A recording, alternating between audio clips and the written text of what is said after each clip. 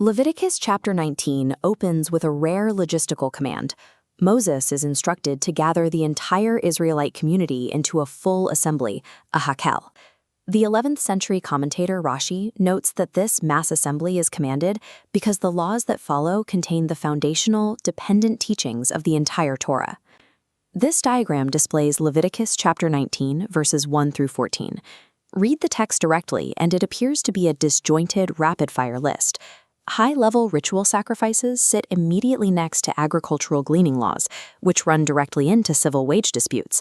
The text oscillates rapidly. It leaps from divine altar rituals straight to the physical edges of a farmer's wheat field. If these specific laws form the framework of biblical jurisprudence, we have to ask why they are presented as a chaotic, unorganized stream of consciousness rather than neatly categorized legal codes. To read the text accurately, we have to adopt a foundational premise of rabbinic analysis. In the Torah, there is no random sequence. The rabbis formalized this into a hermeneutic principle known as Semichut Parshiyot, the deliberate juxtaposition of passages. Rashi applies this principle aggressively. He treats the sequence of these laws not as clumsy editing, but as a deliberate exegetical engine. We are going to reverse engineer 3 specific sequences in this text using Rashi's commentary. We will test if verse order or internal syntax and textual proximity are generating new binding laws.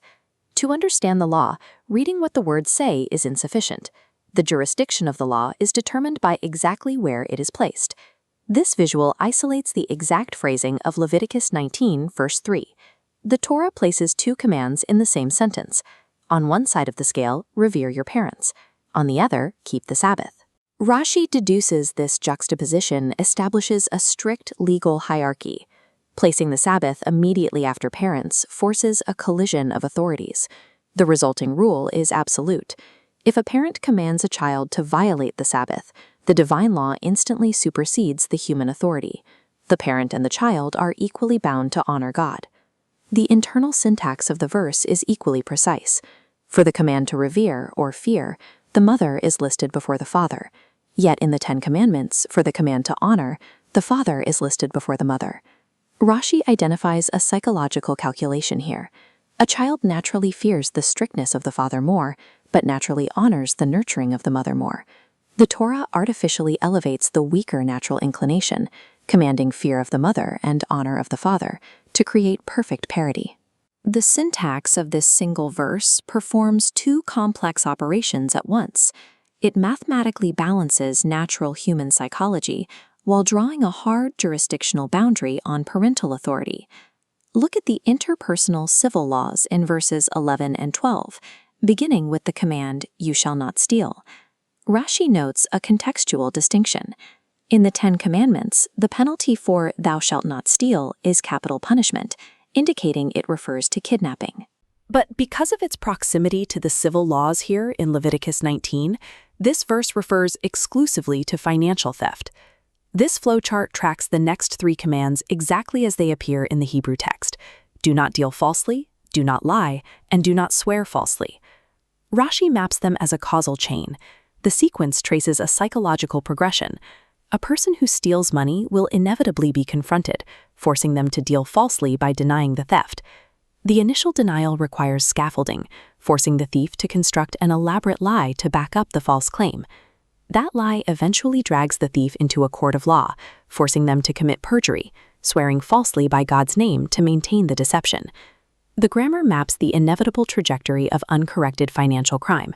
It proves that the profound ritual sin of profaning God's name originates directly from a mundane economic theft. Verse 14 introduces the law. Do not place a stumbling block before the blind.